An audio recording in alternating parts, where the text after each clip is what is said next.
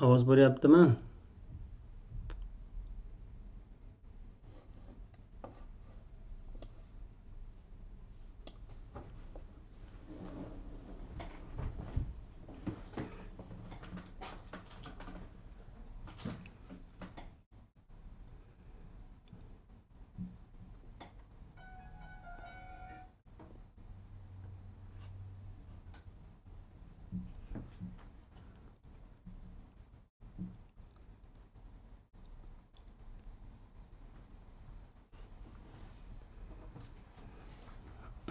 Tinglovchilarimiz, ovozim yaxshimi? Boshlasam bo'ladimi?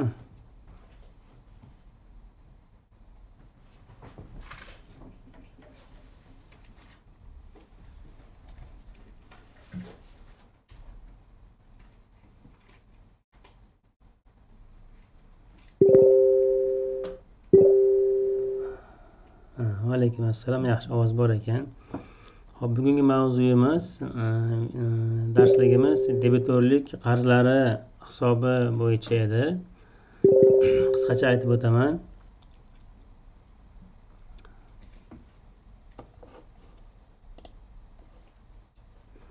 Hop, mayli, qo'shilmaganlar, kech qolganlar keyin ko'rib olishadi va binari videosini tashlaymiz. Hop, bugungi mavzuyimiz debitorlik qarzlari hisobi. Debitorlik qarzlarimiz to'g'risida qisqacha aytib o'taman.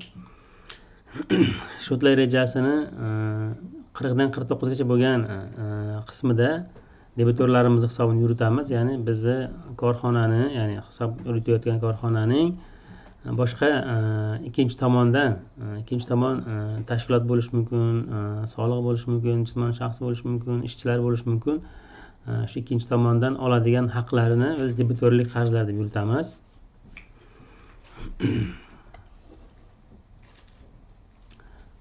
Debitorlik qarzlarimiz balansda joylashishiga qarab uzoq muddatli, qisqa muddatli ajratiladi. Uzoq muddatli qismi 09-shotimizda uzoq muddatli debitorlarimiz olinadigan shotlar hisobida yuritiladi. Qisqa muddatlisi 40 dan 49 gacha bo'lgan shotlarimizda aks ettiriladi. Debitorlik qarzlarimizga har bittasiga bittadan ta'rif beramiz. Qanday hosil bo'ladi, ya'ni yuzaga kelishi. Korxona faoliyat yuritayotganda, faoliyat davomida o'sha realizatsiya qilgan tovar, xizmat yoki bajargan ishi bo'yicha debitorlik qarzlari yuzaga keladi. Ya'ni shartnomaga asosan bir realizatsiya amalga oshirilganda hali to'lovi kelib tushmagan xizmatlar, ko'rsatilgan xizmatlar, sotilgan tovarlar bo'yicha korxona debitorlik qarzlari shakllanadi korxonada. Yoki bo'lmasam byudjetga to'langan to'lovlar bo'yicha, agar ortiqcha to'langan bo'lsa, byudjetga to'langan to'lovlar bo'yicha ham korxonani debitorlik qarzlari shakllanib boradi. Yoki bo'lmasam xodimlarga berilgan avans pullari yoki bo'lmasa boshqa maqsadlar uchun berilgan pullar, korxona tomonidan berilgan qarzlari, xodimlarga berilgan, bular ham korxonaning debitorlik qarzlari sifatida shakllanadi.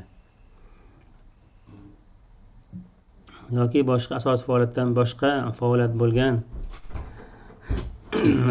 misol uchun ijara bo'yicha yoki boshqa bir foiz shartnomasi bo'yicha yuzaga kelgan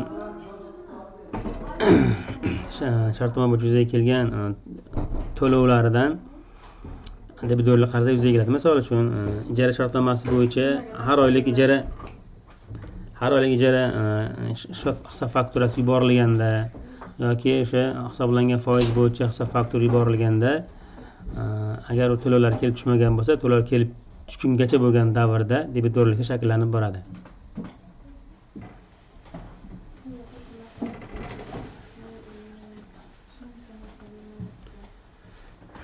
Xo'p, bugungi mavzumiz qisqacha mana shunday edi.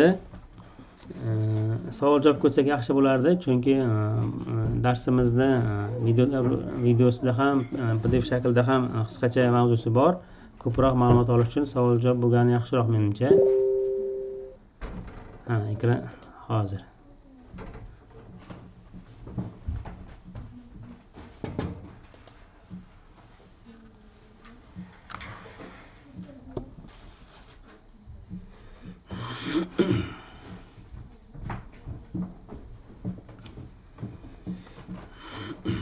Xo'p, savol berishinglar mumkin.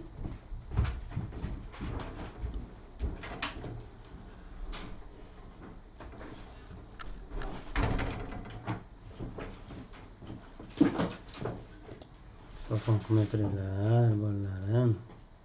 1 soatdan keyin his qilsa 1 soat jim turinglar.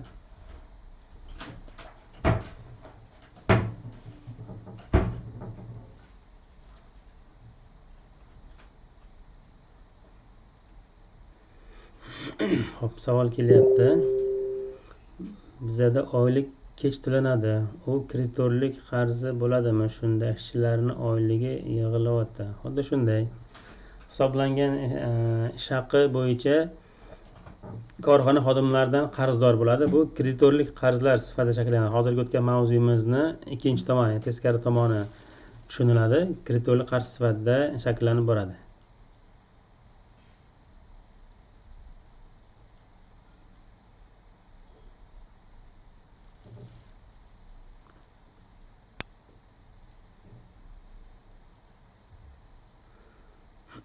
Yana bir savol kelyapti.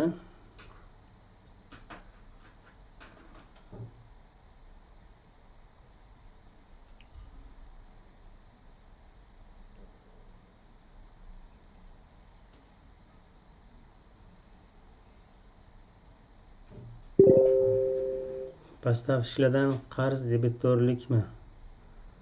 Postavchilardan ya'ni mol yetkazib beruvchilardan qarzimiz bu kreditorlik. Ularga biz oshchi pul to'lab qo'ydik, oldindan pul to'ladik, yetkazib beradigan mahsulot uchun to'lab qo'yganimiz biz uchun debitorlik bo'ladi, haqqimiz bo'ladi. Lekin ular mahsulot yetkazib bergandan keyin hosil bo'lgan qarzdorlik kreditorlik bo'ladi. Qachonki to'langungacha bo'lgan davrda kreditorlik sifatida shakllanib turadi. Debitor, mana qisqacha oddiyroq tushuntiradigan bo'lsak, debitor haqqimiz, kreditor qarzimiz.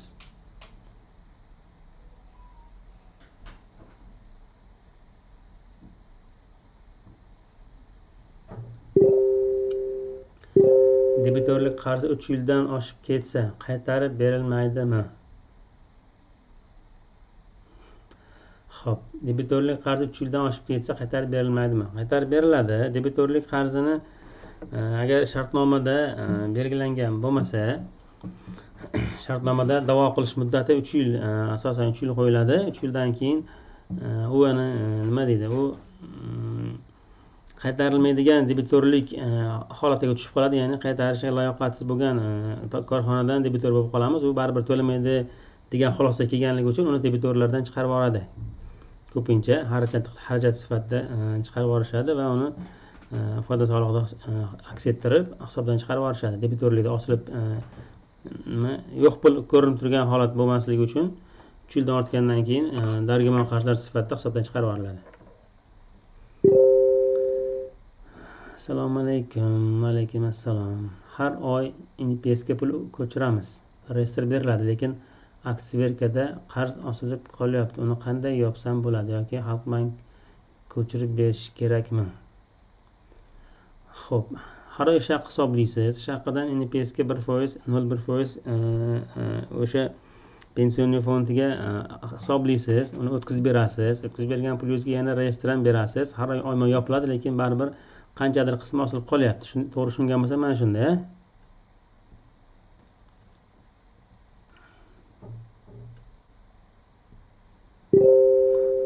Xo'p, Nilufar tinglovchimiz. Mana shunday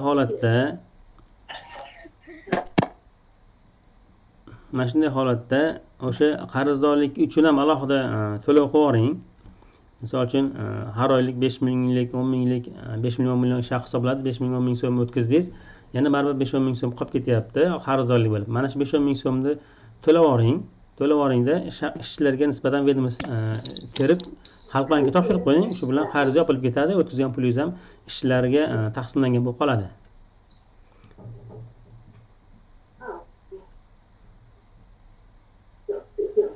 Savol berishingiz mumkin. Kimdir aloqaga chiqib savol berishingiz bo'ladi.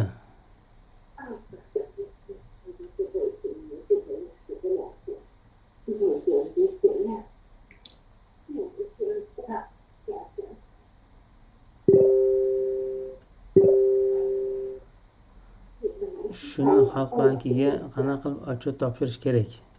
Xalqbankiga otchot topshirishni hozir ko'rsataman ekranda. Mavzumizdan sal kreditor tomonga o'tib ketdik. Mayli, ko'rsatib o'taman hozir. Xalq bankiga NPS отчет topshirishni ko'ramiz.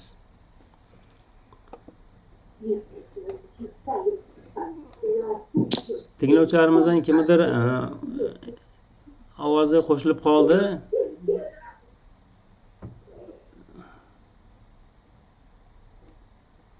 To'xtadi, bo'ldi. Xo'p, hozir mana hamma uchun NPSni hisobotini topshirishni ko'rib o'tamiz. Xalq banki topshiradigan hisobotimiz.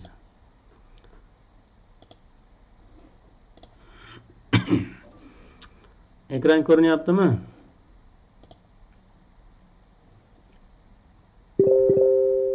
Xo'p, endi Xalq bankiga topshiradigan hisobotlarimiz. Birorta firmani nomidan Xalq banki hisobotiga kiramiz. Xalq bankini sayti mana shunday, mana npshb.uz mana shunday link bilan kiriladi. Elektron ключ orqali kiramiz.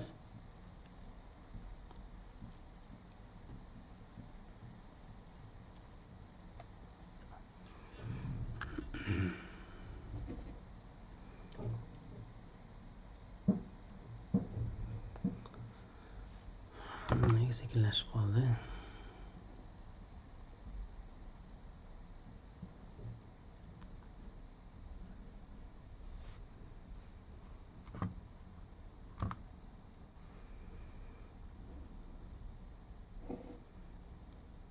Boshqatdan kiramiz. Sekinlashib qoldi qandaydir.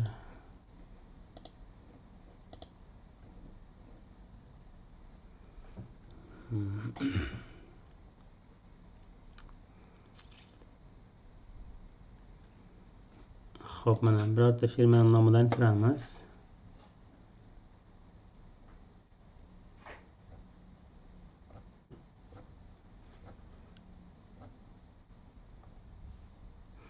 Buni ham o'tgan safarga o'xshab kichkinagina layfhack qilaman. Tezroq topshirish oson yo'llari bor. Uni ham ko'rsataman. Bitta xodimlarni terib o'tirish shart emas. Xo'p, mana bir agar to'lov qilingan bo'lsa ko'ramiz mana shu orqali.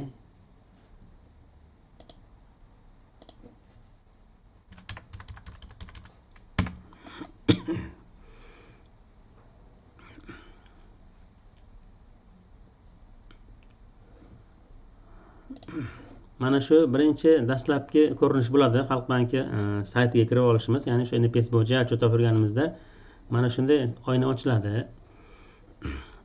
Buni birinchi menyusida mana shu yangi qo'shilgan xodimlarni mana shu yerga anketasini, ya'ni o'sha NPS raqam bo'yicha mana shu firmaga qo'shib olish, anketa bo'yicha qo'shib olishni mana shu yerda amalga oshiriladi. Misol uchun kimdir NPSini mana shu raqamini yozsak, shuni topib beradi. Men o'zimga yozaman. Mana bossam, mana meni topib berdi. Mana topilgan NPSni bu yerda agar yo'q odam bo'ladigan bo'lsa, mana nuqtasini qo'yib добавить qilsak, mana bu yerga mana qo'shilib qoladi. Mana men qo'shilib qoldim. Endi ularni отчетida mana shu yangi kelgan o'tkazilgan pullarga mana shuni pullarni vedомство kiritayotganda mana shu xodimlar ro'yxati chiqadi. Shularga bo'yicha qilishimiz mumkin bo'ladi. Mana o'chirish bo'shagandan keyin o'chirib olish ham mumkin. Mana o'chirish ham o'zimga o'chirib qo'yaman. O'zimning xodimlar yetarli. Endi mana ikkinchi listida mana shu o'tkazilgan pullarni ведомстволар ro'yxati turadi. Bu yerda hammasi mana проведен turibdi, ya'ni ro'yxati berilgan holatda turibdi. Ro'yxati berilmaganlarini mana 3-listdan, добавить degan listdan, qo'shish listidan qo'shiladi. Добавить bosganimizda добавить reestr chiqadi. Reestrni bossak mana shuni birga qilsak ham bo'lar ekan. Mana 1 2 3 4 5 ta pul o'tgan, 5 marta pul o'tsa ham hali ведомство topshirilmagan. Mana shuni hozir birga topshiramiz, ko'rib turamiz. Mana shunaqa esdan chiqib qolsa 1-2 oyda birdaniga topshirish mumkin. Xalq banki o'tkazgan pullar jamlab bitta reestr berishini mana shunday qilib qo'ygan. Imkon qadar alohida qilish kerak, sababi har oy tushgan pullar reestri har alohida ish haqqi hisob kitobida ko'rinib turadi. Bitta qilib olsak, hammasini bitta oyda ko'rsatib qo'yish mumkin. Mana kredit hisoblayotganda, boshqa bo'lganda, skoring o'tkazayotganda 2-3 oydan beri ish haqqi hisoblanmayapti ekan degan savollar tug'ilib qolsa, mana shuni topshirmagan bo'ladi. topshirib qo'ysak hammasi birdaniga bitta oyga tushib qoladi. 2-3 oy hisoblamaganda bir oyga 3 oylik oylikni qo'yib qo'yish mumkin bo'ladi. Shuning uchun imkon qadar bir oyda o'ziga topshirsangiz yaxshi bo'ladi. Mana shu yerda mabodo shunaqa bo'lib qolsa ham ko'rsanglar 5 marta pul o'tgan. Endi bu yerga biz mana shu pul o'tganni reyestrga raqam beramiz. Misol uchun yanvarga 1, fevralga 2, 1, 2 qo'yib ketsak ham bo'ladi. Mana biz hozir noyabrda turgan bo'lsak, noyabrgacha demak oktyabrda to'langan, oktyabrnikini qo'yamiz. 10-reyestr deb nomlab oldim. Oxirgi reyestr bo'yicha va sanasini so'rayapti. Data reyestri, data последний deyapti. Har xil sanada kelgan. Mana avgust, sentyabr, oktyabr, noyabrda kelgan. Mana bu sanaga agar shuni ko'p bo'ladigan bo'lsa, bitta bo'lsa, o'z oxirgi sanani o'z qo'yamiz. Agar ko'p bo'ladigan bo'lsa, eng oxirgi sanani qo'yishimiz kerak. Mana 17-noyabrda qo'yishimiz kerak bo'ladi. Boshqa sanani qo'ysak, tizim sanani to'g'rilash deb xatolik beradi. 17-noyabr qo'ydik. Qaysi oy uchun? Oktyabr oyi uchun deb qo'yamiz. Oktyabr oyi uchun bitta qilib beradi va xodimlar soni 3 ta.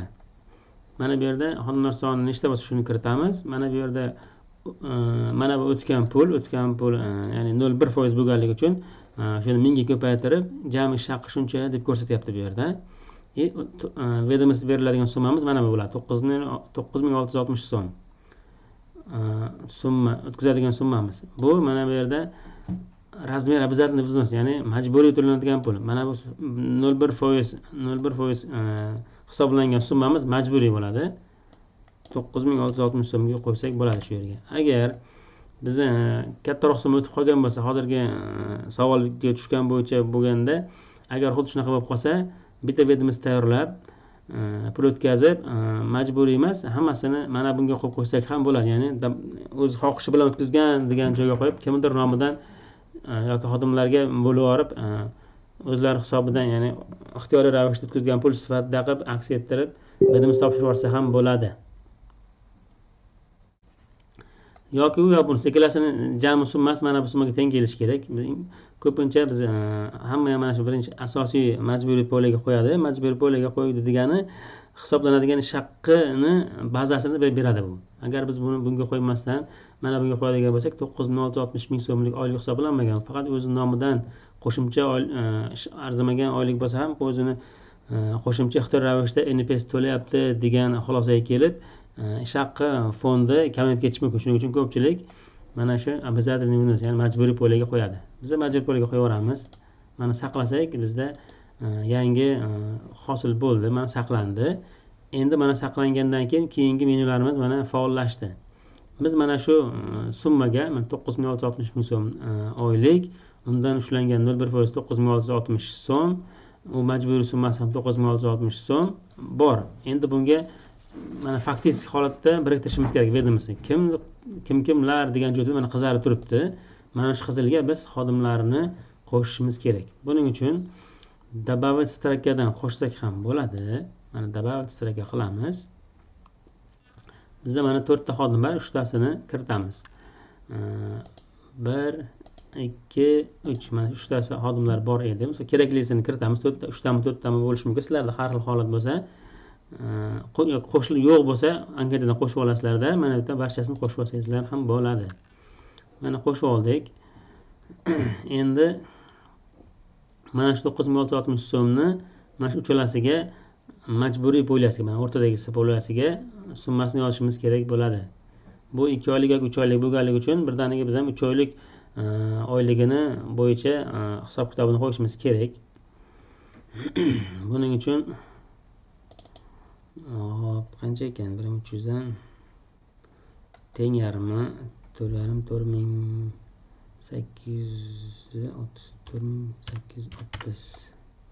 Mana bu yerga necha summa qo'ysak, tizim avtomatik ravishda o'zi bu yog'iga oylikni hisoblab beradi. Mana qo'yib berdi. 2415. Mana summalarni qo'ydik. Endi bu yerda saqlasam, jamlab beradi yuqoriga. Mana saqlaganimni mana yuqoriga qo'yib berdi. Summalar to'g'ri keldi. Buni saqlab olsak bo'ladi. Mana saqladim. Endi mana men buni bemalol yuborsam bo'ladi. Barchasi mana yashilga keldi. Demak, xatolik yo'q degani. Bu yashil bo'lgan holatdagi xatolik yo'q degani. Endi buni mana jami reyestr joyiga o'tib, qo'shgan mana video holati keldi, tayyor holatda keldi, cho'rnavik holatda. Endi buni mana utverdit qilib yuborib qo'ysam bo'ladi. Mana topshirishim kerak bo'lgan xalq banki hisobotini topshirib qo'ydim. O'tdi. Xuddi mana shunday tartibda bo'ladi. Endi kimlardadir ishchilar soni ko'p bo'lishi mumkin. 20 ta, 30 ta, 50 ta, 100 ta bo'lib qolishi mumkin. Ularda qanday qilamiz? 100 tasini birma-bir tekshirib tanlab o'tiramizmi? Yo'q, oson yo'li bor.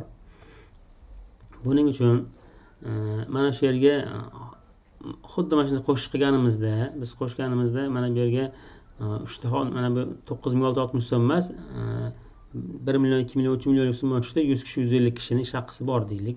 100 kishining ro'yxati bor. Har bittasiga qo'yib chiqamizmi?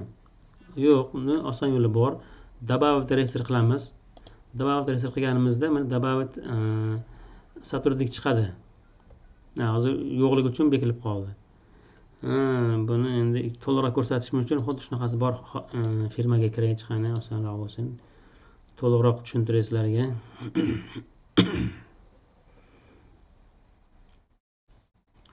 Mana shunisiga qaramabman. Birdaniga ochsam bo'lar ekan shuni.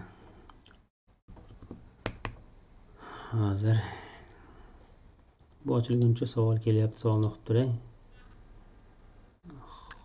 Hop. Firmada 4 kishi ishchi bor. Shularga qanday ish haqqi ishlanadi va qanday qilib soliqqa hisob topshiriladi? Ish haqqi mavzuyimizga keyingi darslarimizda o'tamiz, to'liqroq tushuntiraman. Hozir mana bu shunday bo'lsa ham bir qisqa aytib o'taman. Mana bu hozir NPSni ko'rsataman, keyin undan keyin ish haqqi bo'yicha ham qisqa gapirib o'taman. Yaxshimisiz, domla? Uzr, boya shu savolni bergandim. Ish bo'lmasa o'rgata olasizmi? Albatta, ish bo'lsa ham, bo'lmasa ham o'rgatamiz albatta hammasini. Imkon qadar ish bo'lmasa ham, misol uchun men o'zimda shunday bo'lgan, yangi ish boshlaganimda bitta joyda ishlaganligim uchun oylik qoniqtirmaga yetkiza olmasdim. Shuning uchun iloji yo'q, qo'shimcha ish qilish uchun dam olish kunlari mana shunaqa darslar o'tgan paytim bo'lgan, boshqa firmalarda outsourcing buxgalterlik qilgan paytim bo'lgan.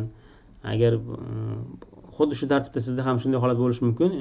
Ish bo'lmasa yoki ishingiz bo'lsa ham oylik yetmasligi mumkin. Shuning uchun buxgalteriyani o'rganib oling. Qaydadir mana shu onlayn ish kerak bo'ladigan bo'lsa, suhbatga borsangiz, savol javob qilsangiz yoki onlayn ishlayman desangiz, u sizga ish beradigan odam albatta suhbat qiladi. Biladimi, yo'qmi deb. Shunda mana shu nazariy bilimlarga, mana bunday amaliy mana отчетlarni mana ko'rib o'rganib olsangiz, bemalol mana shunaqa savollarga javob bera olasiz. Ular ham ishonch bilan sizga bemalol ishni topshirish mumkin bo'ladi. Onlaynmi, offlaynmi ishingizni topib ketishingizga turtki bo'ladi. Mana shuning uchun mana shu imkon qadar mana shunaqa hisobotlarni ko'rsatib o'tyapman. Qoldirmasdan ko'rib boringlar. Xo'p, endi xodimlar ko'proq firmani ochib ko'ramiz. Bu yerda 100 dan oshiq xodim bor. Ularni hisobotni topshirishni qisqa yo'lini o'rgataman.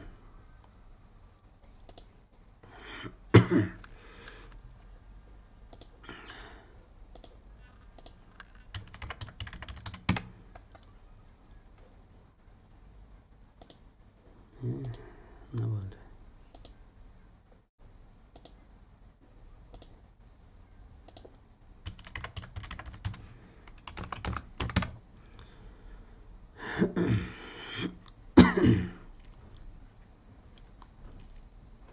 Mana ochildi. Yangi xodim bo'lsa anketadan qo'shib olamiz, yangi xodim bo'lmasa to'g'ridan to'g'ri reyestrga добавить qilsak bo'ladi. Mana добавить reestr qilaman. Mana bizda bor 1,229,909 so'm pul o'tgan. Demak, 150 kishi, 140 kishi, 130 kishi ish haqqisi bor. Bu oktyabr oyi uchun, yo'q, noyabr oyi uchun, mana 2-dekabr kecha o'tgan. 11-oy uchun 11 oldim. Mana o'zi sanani qo'yib berdi. Bitta bo'lganligi uchun, ikkita kishi summa bo'lganda eng oxirgi sanani qo'yishimiz kerak edi. Mana o'zi qo'yib berdi. Noyabr oyini tanlaymiz, noyabr oyi uchun. Va mana bu yerda количество deganiga hozircha misol uchun 150 kishi qo'yib turamiz. Reyestrlar qo'yib bo'lganimizdan keyin nechta xodim chiqsa, u yerda o'shanga keyin buni o'zgartirib qo'ysak bo'ladi. Shuning uchun hozircha taxminan 150 kishi qo'yib turibman. Mana ochildi. Endi biz добавить сотрудника deganimizda загрузка строка reestr degani bor. Mana shuni bosib, mana shablon olamiz. Bizga mana shu korxonada mavjud barcha xodimlarning ro'yxatini beradi bizga. Mana tayyor ro'yxat bor, xodimlar ro'yxati. Endi biz bu yerga bir oylik ish haqqisi va bir oylik o'sha NPS summasini qo'yib tursak bo'ladi. Bitta qo'yib tursak, birdan hammasini yuklab olsak ham bo'ladi. Endi bizda agar xuddi o'shanday ro'yxatimiz bor deylik. Hozir buni noyabr oyini oyligi to'g'risidagi ma'lumot yo'qligi uchun ozgina ma'lumotim sizlarga beradagi ma'lumotim chala bo'lib qoldi, lekin tushuntirib o'taman. Aytaylik, bizda ish haqi bo'yicha ma'lumotimiz bor. Mana shu xodimlar bo'yicha familiya ismini mana boshqa faylga olaylik. Bizda xodimlarimizni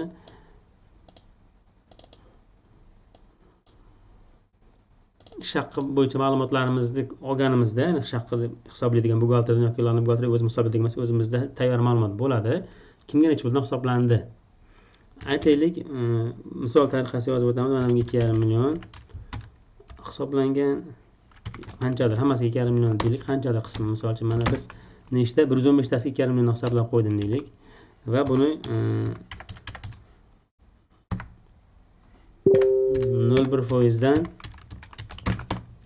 o'tkaziladigan summasi bor.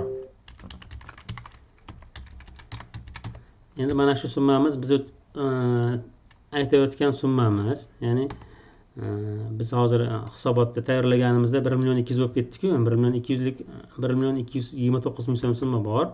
Lekin bizning reyestrimiz hozir mana 1 million 200 emas, biz reyestrimiz 287 ming so'm bo'ldi xolos.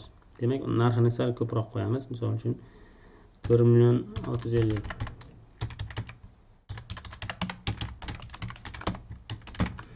Mana 500 bo'lib ketdi. Yana odam kam ekan.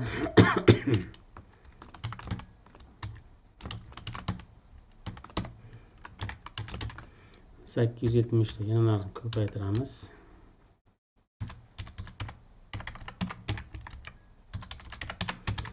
Qanchadir deylik, axir mana 1 million 100 ga 1 million 175 ming taxminan o'shaga yaqin bo'ldi.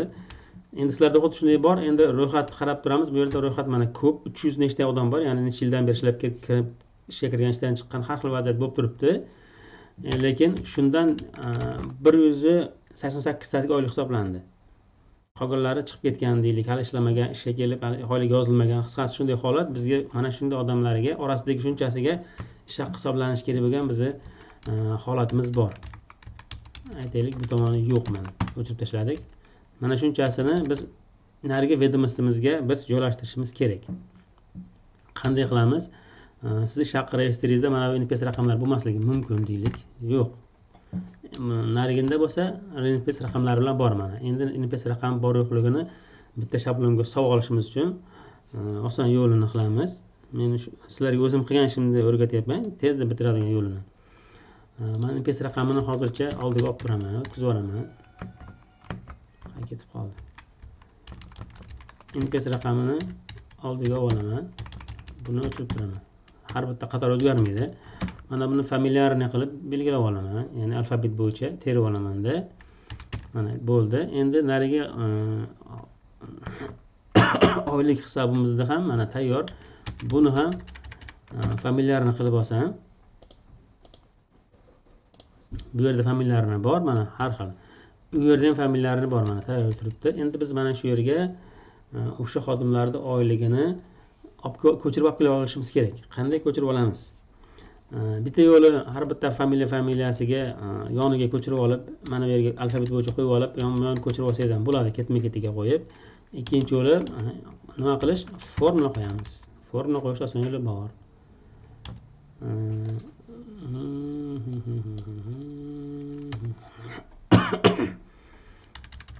Alfabet qo'yib oldim.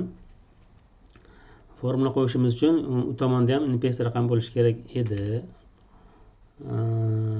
NPS raqam bo'lish uchun buni soliqqa topshirgan hisobot bo'yicha ko'rishimiz kerak ekan.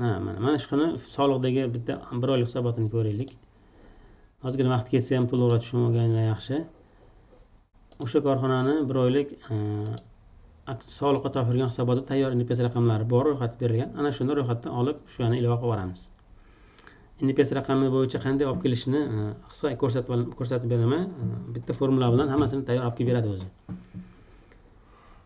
Ne sekin ishlayapti. Xo'p, bungacha savolga javob berib turaman. Kimdadir savol keldi. Menda avgust oyidan beri отчет topshirilmay qolib ketgan ekan. Nima bo'ladi? Tez topshirib qo'yishingiz kerak. Endi NPS raqamini, NPS hisobotini topshirmasangiz qanaqadir jarima qo'llanmasligi mumkin, lekin xatlar keladi, topshirilgan soliqdan xat keladi, topshirib qo'yish kerak degan. Soliqdagi balansi tushib ketib qolishi mumkin. Shuning uchun mana shunday kirib, hammasini bitta qilib hozirgina topshirib qo'ysangiz bo'ladi.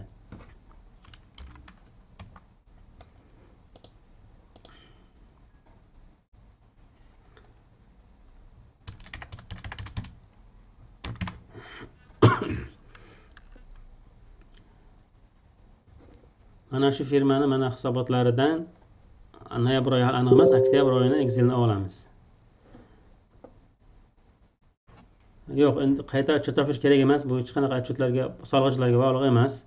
Faqat o'zini topshirib qo'ysangiz bo'ldi. Mana bizda aytganimizda o'sha xodimlar ro'yxati bor. Necha kishi ekan mana ko'ramiz.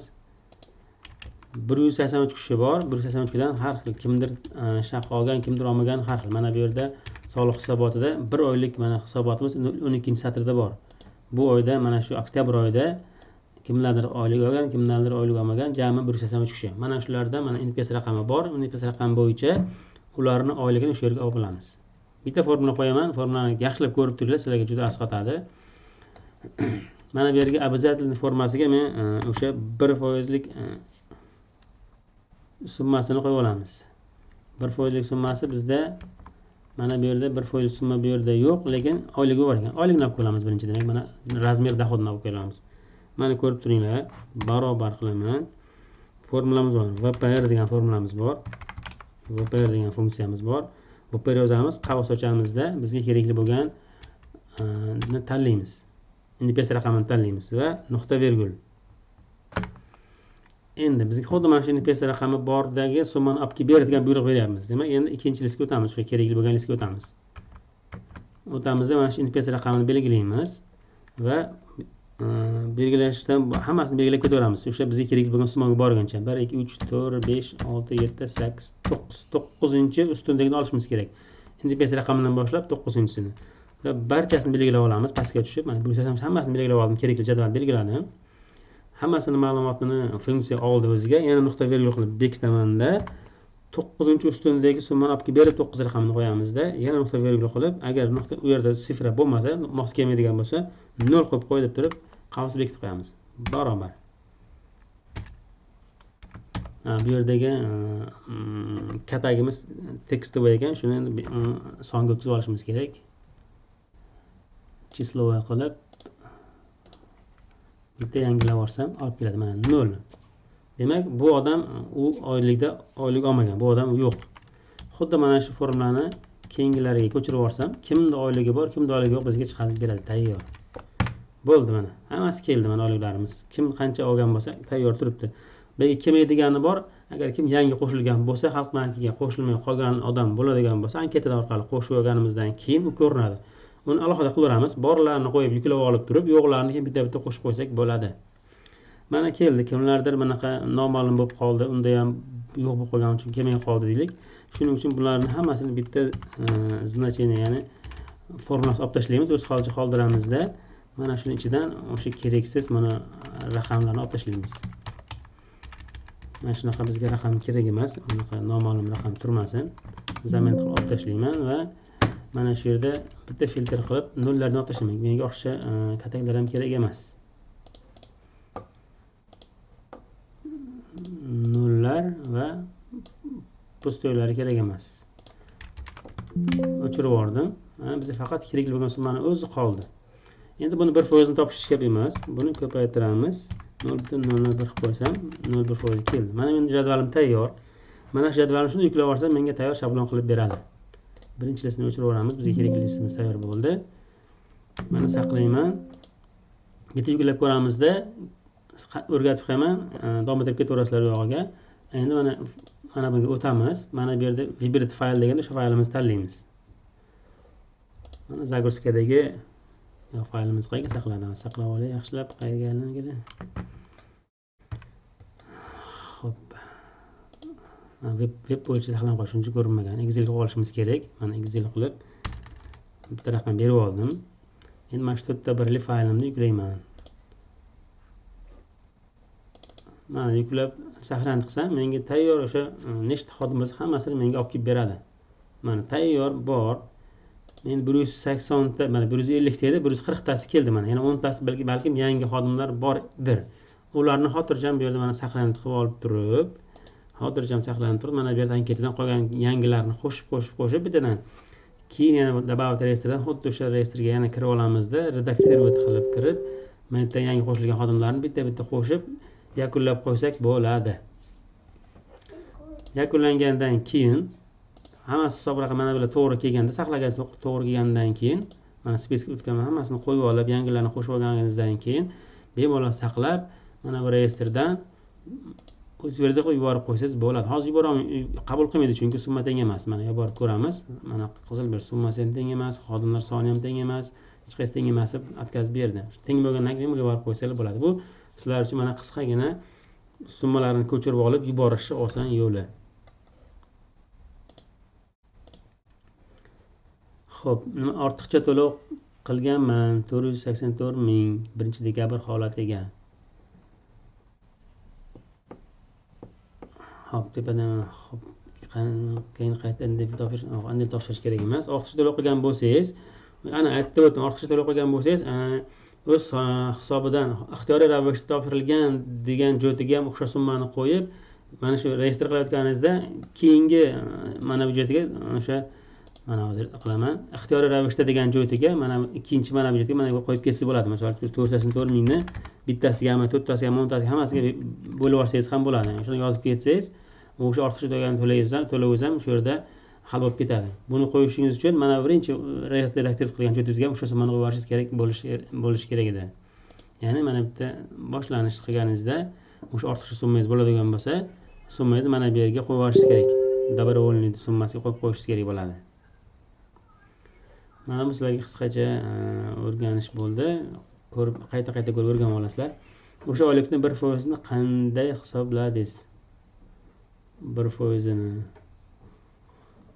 1% mana 1% emas, NPS 0,1%, ya'ni NPS formula hisoblash shunaqa bo'ladi. 1000 so'mda 1 millionda 1000 so'm oladi. Matematika bo'yicha hisoblaydigan bo'lsak, 1 million so'mni 1 million so'm qildimmi? Hozir mana sizlarga oson yo'li 10 million bo'yicha ko'rik. 10 millionda 1%, mana buni ko'paytiramiz, 1% qilsak 1% chiqarib beradi bizga. 10 million so'm 1%, mana 100 ming so'm ekan. Endi 0,1% kerak bizga, 1% emas, mana buni 0,1 qilsam 0,1% chiqarib beradi, 10 ming so'm. 0,1 degani 1000dan 1 degani. Shuning uchun foiz qilmasdan mana buni 10 millionni ko'paytiramiz, 0,001 qilsam 1000dan 1 degani tushuniladi mana shu. Shunday qilsam menga 1000dan 1 chiqarib beraveradi. Ikki xil yo'l bilan foizga ko'paytirsa ham bo'ladi yoki bo'lmasa mana shunday koeffitsient qilib 0,01 qilib ko'paytirsa ham chiqarib beraveradi. Bu oson qisqagina formula.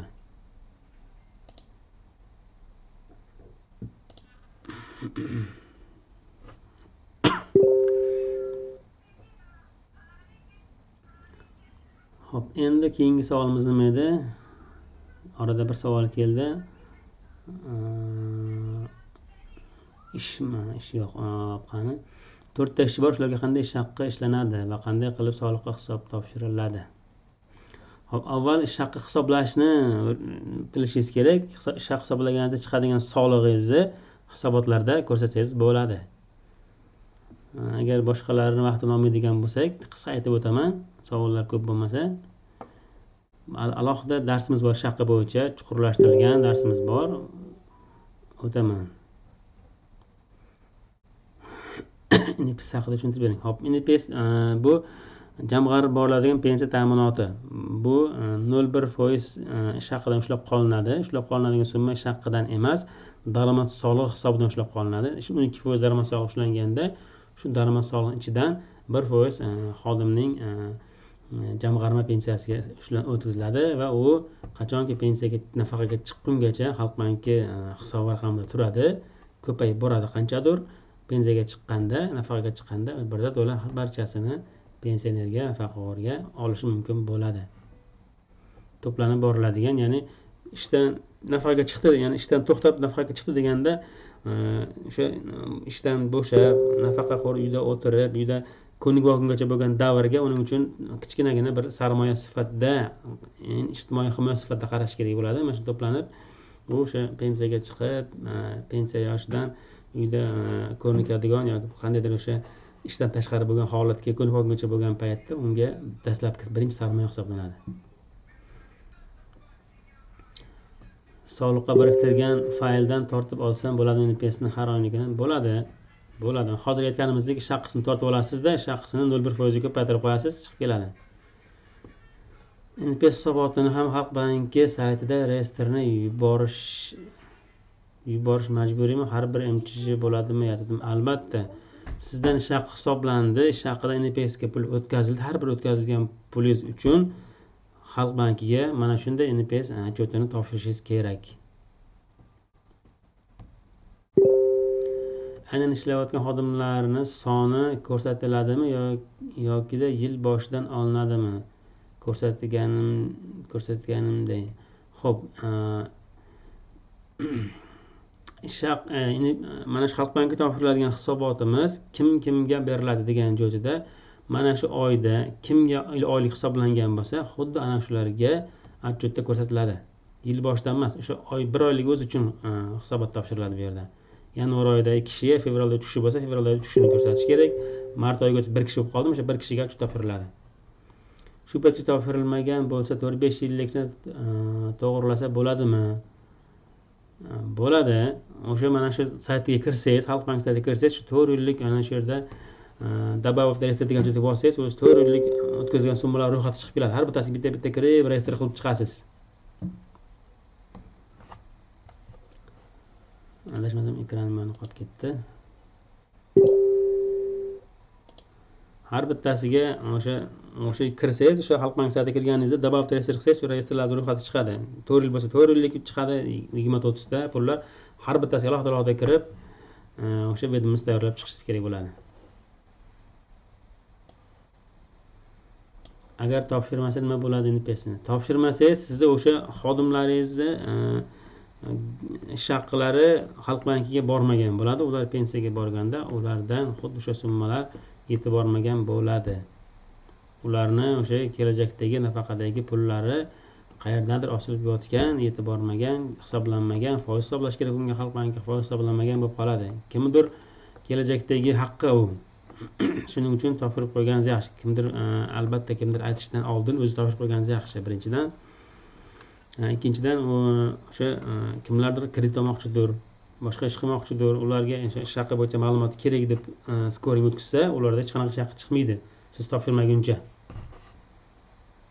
Shuning uchun topshirib qo'yish kerak.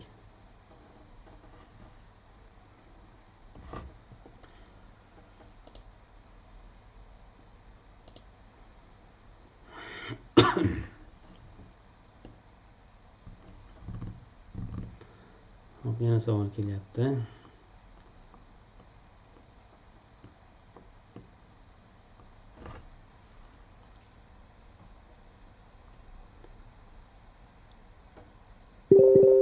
Lekin avtomatiski ushlab qolyapti 0,1% Nodavlat bog'cha saytida.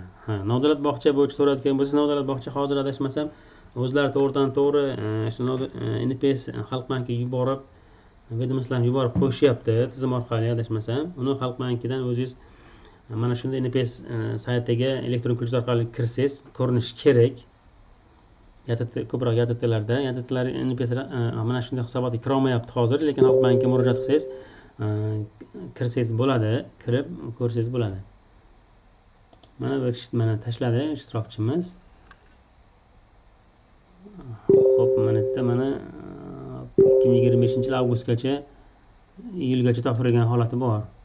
Shunda hozir avgustdan topshirilmagan. Shunday iyul topshirilgan, avgustdan beri topshirilmayapti. Avgust, sentyabr, oktyabr, noyabr. 4 oylik turibdi. Agar noyabr ham to'langan bo'lsa, 4 oylik pullar mana shu добавить qilsangiz, to'langan pullar ko'rinadi. Nechta tur borligi ko'rinadi. Xalq banki saytida 0 bo'lib turgan bo'lsa,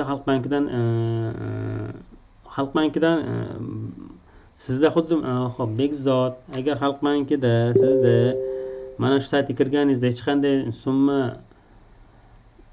qanday summa yo'q bo'ladigan bo'lsa, Xalq bankidan bir so'rang, mana shu nodavlatdan pul o'tyapti, reyestr berilyapti deb so'rab ko'ring. Yoki bo'lmasam ikkinchisi, o'sha nodavlat saytiga kirganingizda har bitta hisoblangan subsidiyangizda oxirida shaqqa jo'tida turibdi, summasi bor. O'tkazilayotgan bo'lsa, o'sha shaqqingizda o'tkazilgan summangizni o'sha yerda NPS reyestri ham bor turadi. O'sha reyestrni olib bitta xalq bankiga mutaxassisga murojaat qilib tekshirib bersangiz, tekshirib beradi. O'tayotgan bo'lishi kerak. Bu yerda agar nodavlat bog'chani o'sha subsidiya tarqatadigan jo'tida to'lov tahlilimi degan menyusi bor. Ana shunga kirib o'sha NPS topshirgan tarqatilayotgan jo'tini bir tekshirib ko'rsangiz, xalq banki bo'yicha o'tgan summalar ko'rilgan, o'sha bo'yicha tekshirib olsangiz bo'ladi. Pul o'tyaptimi yo'qmi bilsangiz bo'ladi. Добавить qilganingizda hech narsa chiqmadi, demak hali pul o'tmayapti ekan. Avgustdan beri hali pul o'tmagan. Hozir mana tashlaganingizda hech qanday summa yo'q, demak hali avgustdan buyog'iga xalq bankida sizlardan xalq banki pul o'tmagan.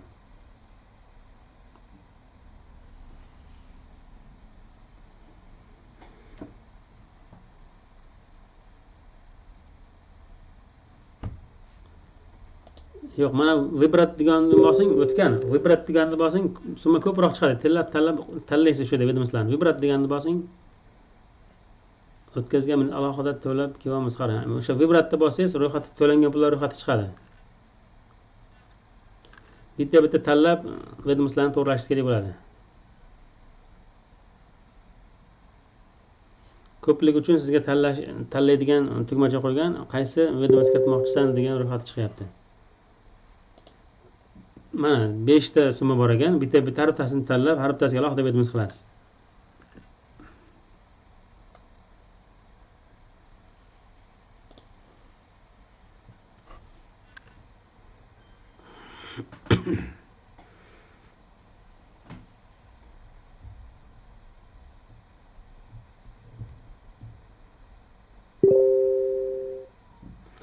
Ketma-ketligi farqi yo'q. Misol uchun birinchisini tanlaganingizda ham birinchisini oktyabr oyida 10 deb qo'yasiz aytganimdek, ikkinchisini avgust bo'lsa ikkinchisini 8 deb qo'yasiz.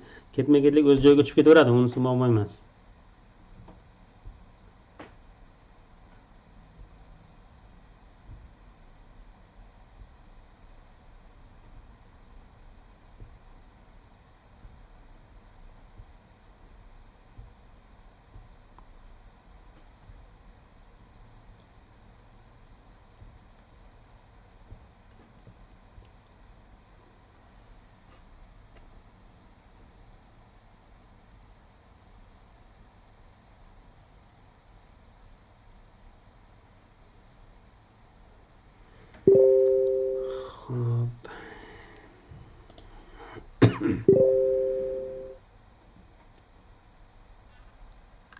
Mana eng oxirgi sanani qo'yasiz. 10 qo'ya olmaysiz ekan, chunki 10-oyda o'tyapti. 9 qo'yishingiz kerak bu yerda. 9-oyni pullari bu. Shuning uchun 9 qo'yasizda, eng oxirgi sanani qo'yasiz. 2019-yil ekan, mana 19-yildan beri demak pul osilib yotgan bo'ladi. O'sha paytda mana 4 yil, 5 yil bo'lib ketyaptimi? 5 yildan beri pul osilib turibdi. 2010 qilasiz, 2019 tanlaysiz, oyini sentyabr qilasiz va eng oxirgi sanani qo'yasiz. Bu yerda eng oxirgi sana 14-oktyabr bo'lyapti. 14-oktyabrda qo'ysangiz, bu mana shu formani saqlaydi, to'g'ri saqlagan bo'ladi. Xo'p, добровольный взносga qo'ydim, lekin обязательный summaga minus bo'lyapti. Demak, unda обязательныйga qo'yishingiz kerak-da. Unda добровольный взносga обязательный ortiqcha summasi qo'yiladi bu yerda. Nilufar ishtirokchimiz. Bu yerda misol uchun 1 million so'm oylik, 1000 so'm NPS bo'lsa, sizda o'tkazilgan summa ortiqchasi 1,5 ming bo'lib qoladigan bo'lsa, 1000 so'm обязательный majburiy, qolgan ortiqchasi добровольный qo'yadi. Sizda unaqa bo'lmaydigan bo'lsa, barchasini обязательный qo'yib, xodimlarga bo'lib qo'ysangiz bo'laveradi.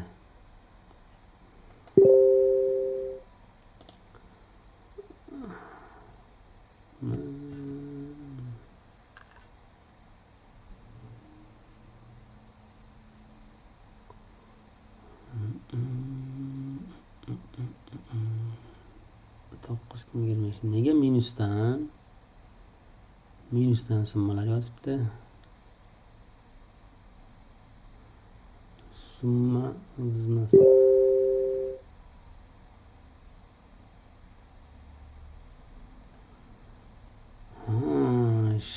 minusdan summa sentyabr oyi 2025. Nega minusdan summa ko'rinyapti bu yerda?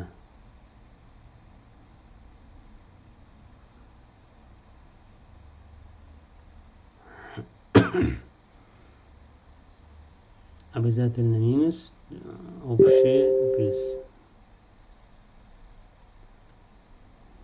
Buni ko'rish kerak. Juda g'alati. Hozir buni minus jo'natib qo'ysiz, kimlardir oyligidan qaytarib NPSdan pulni qaytarib olgan bo'lib qolyapti. Juda g'alati holat bo'lib qolibdi bunda. Ertaga vaqtsiz bo'lganda ko'ramiz. Bitta anaqa qilib beraman. Bittasini to'ldirib beraman. Qolganini shunga qarab to'ldirib ketaverasiz. Ertaga payshanba bo'lsa, ertaga nechilarda bir 10larda lichkaga yozing, men harakat qilaman bularni ko'rishga. Tepada bitta savolimiz qolib ketib qoldi. Nodavlat bo'yicha. Yo'q, bu hisoblaganingiz mana 3752 so'm NPS ga hisoblanyapti. Endi mana bu yerda chap tomon menyungizga qarang, PK va jamg'arma bilan pensiya ta'minoti degan menyungiz bor. Shunda bossangiz, xuddi shu mana shu oyingizga o'tkazilgan pullar reyestr bo'yicha ko'rinib turgan bo'lishi kerak. Chap tomondagi menyularingizni ham bir ko'ring. To'lov tahlilini ko'ring, bu yerda shaqqa ma'lumotingiz qanday turibdi.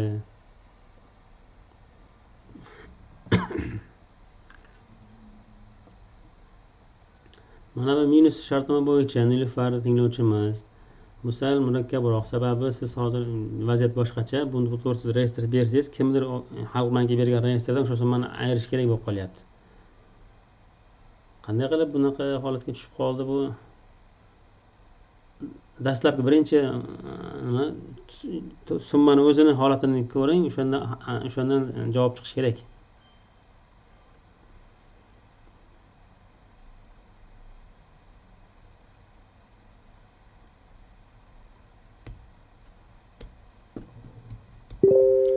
Nodavlat bog'cha saytida ishlayapti, avtomatik Xalq banki saytida ko'ring. Ay, baraka top, ko'rbek zot. Katta bo'lsangiz aka, kichkina bo'lsangiz uka. Teng bo'lsangiz ana shu yerda nodavlat bog'cha turgan menga tashlagan rasmingizni chap tomonida PK degan joy turibdi. Ana shunga kirsangiz PK degan joyida, ya'ni NPS degan joyda ham bor. O'sha yerga bossangiz PK va jamg'arma bilan pensiya JBP deb qo'yib, ana shuni bossangiz o'sha yerda Xalq banki o'tgan pullaringiz ko'rinadi. O'sha nodavlat bog'cha o'tgan pullar ko'rinadi. U yerda ko'rinmasa, to'lov tahliliga kiring. To'lov tahlili har bitta oyga subsidiyasi bor. O'sha subsidiyasi bor, to'langan subsidiya qatorida o'sha oyingizda oxirida ish haqi degan joyda bo'lsa, ish haqidan o'tgan summalar ko'rinadi.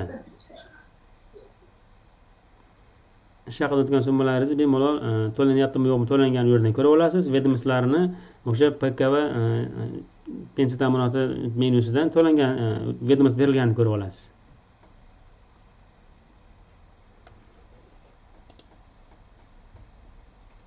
Yo'q, все reyestrda ko'rinmaydi. Добавить reyestr bosing. Bekzod, добавить reyestr bosing. Xalq banki saytida turgan bo'lsa, добавить reyestr qilsangiz shu yerda ko'rinadi. Ha, bu yerda reyestrda ko'rinmayapti ekan, to'g'ri. Mana nima, nodavlat bog'chadan ketgan pullar ro'yxatga tushmayapti bu yerga. Ko'rinmayapti. Lekin nodavlat bog'chani o'zidagi holatini ko'rsangiz ham bo'ladi shu yerda. Assalomu alaykum, jamshid. Reyestrdagi qaysini bo'ldi aka? Ovozingiz sal tushunarsiz kelyapti-da. Hozir добавить reyestrga bosing dedingiz. Добавить reyestrdan qaysiga bosing? Добавить reyestr bosdim. Nol turibdi, lekin bu yoqda. Aha, bu nodavlat bog'chani ko'ring, birinchi nodavlat bog'chani. Hop, nodavlat bog'chaga kirdim, mana shu ish haqiga kirdim. PK va JBPni chap tarafdagi. Ha, shunga kiringchi. Bu yoqda bosdim. Yil plastikasi JBPga bosdim. Bular ko'rinyapti. Nodavlat bog'cha saytida. O'tkazilgan deyaptimi? Misol boshqa qo'yilgan Ha, o'tkazilgan deyapti. Reyestr успешно загружен в систему NPS deb yozib qo'yibdi. Izohga avtomatik o'tyapti. Lekin endi o'sha NPS saytida ko'rinmayapti. Ha, bu bo'yicha endi Xalq bankiga mutaxassisga bir murojaat qilasiz, tekshirib beradi. Nimaga nodavlat bog'chadan o'tkazilgan uspешно bo'lgan narsa mana bu NPSda ko'rinmayapti degan narsani aytsangiz, balkim ular ulab beradi, shunday ko'rinadigan qilib beradi. yoki bo'lmasam ana shu nodavlat bog'chada o'tkazilgan summa biz uchun hisob bo'ladi deb sizga aniq javob qilib berishadi.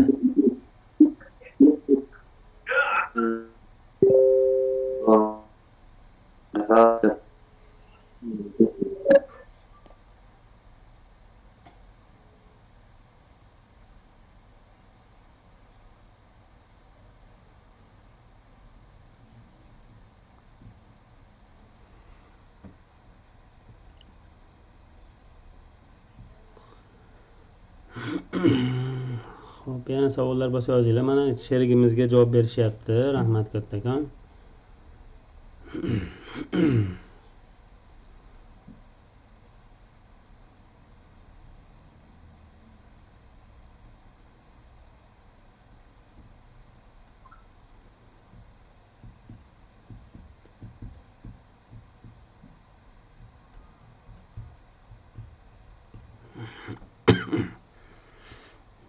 Xo'p. Webinarimizni vaqti tugayapti. Bugungi mavzumiz debitor hisobi edi, debitor qarzdorliklar bo'yicha, lekin asosiy mavzuyimiz kreditor qarzga o'tib ketib qoldik. Mayli, kimdirgadir manfaatli ma'lumot bergan bo'lsak xursand bo'laman. Lekin debitor qarzlar bo'yicha ham imkon qadar videolarni ko'rib, PDF darsliklarni bir ko'rib qo'yinglar. PDF darsligi men o'zim tuzganman, bir pedagog tomonidan juda ma'noli deb o'ylamayman o'zim ham, lekin imkon qadar buxgalterlarga tushunarli bo'lsin deb o'zimning tilimda yozgan PDF fayllarim, PDF darsligi mavzularim ketma-ketligi, rejalari boshqa bir pedagog jihatdan juda a'lo darajada tuzilgan deb hisoblamayman, lekin tushunarli bo'lsa bo'ldi men uchun.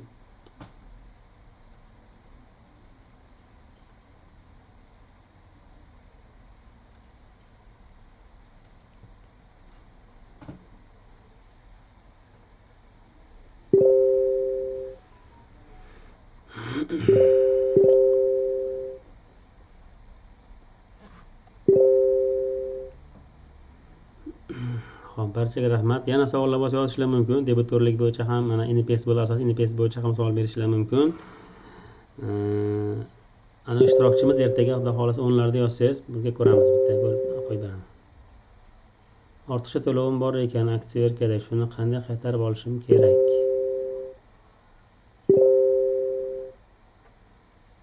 Ortiqcha, sherigimizga savol beryapti. Ortiqcha to'lov bor ekan. Bo'ldi, men webinar yakunlayman. Qolgan SMSlarga javob berishim mumkin. Barchaga rahmat, sog' bo'linglar.